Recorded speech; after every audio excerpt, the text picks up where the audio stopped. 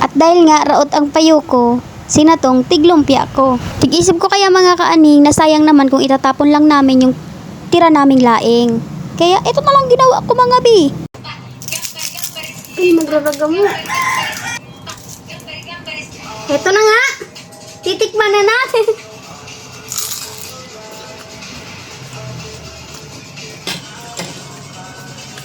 Ako. Sa mga naguhula nga kung laing ang lulutuin natin for today's video ay congrats! Nagkamali ka kasi what if ang gulay na natong ay gawing natin lumpia.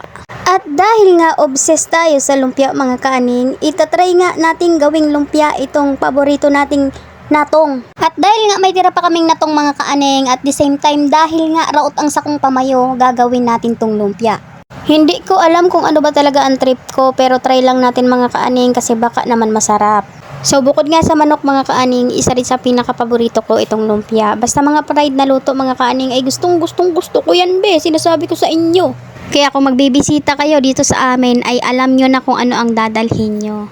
By the way mga kaaning, kung yung mga mami dyan na naghahanap ng ulam ng mga anak nila ay nagluluto po kami, ay nagbebenta po kami ng lumpiang Shanghai at meron din po kaming chicken fillet, meron din po kaming cordon balls at ang bestseller ni Dadas na cordon bleu. At kung sa palaman naman mga kaaning, kung naghanap kayo ng palaman, pwede itong pang dip sa mga chips mga kaaning. Ang sarap nun mga kaaning. Order na kayo dito kay Dadas Lutong Bahay.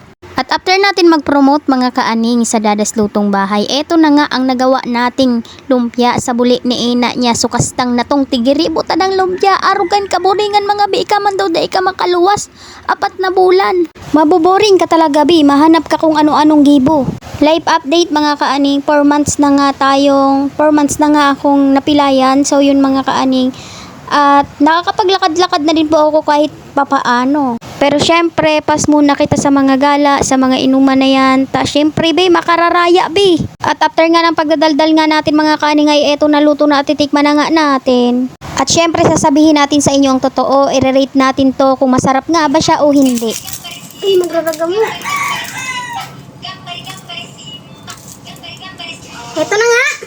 Titikman na natin. Ako.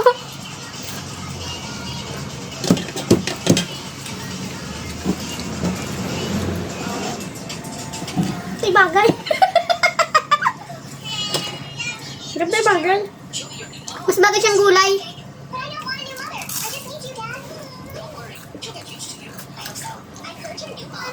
Dahil. Negative. Hindi try.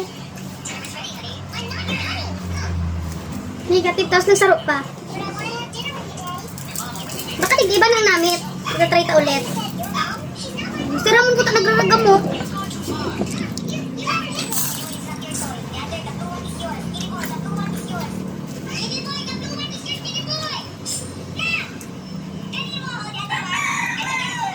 Pero siyempre, di kita masayin ng grasya kaya pantanin ka kanon. Pero dahil na kami mag-iribo ta, hindi masiram. Negative. Mas masiram siya pag itong nakaguta.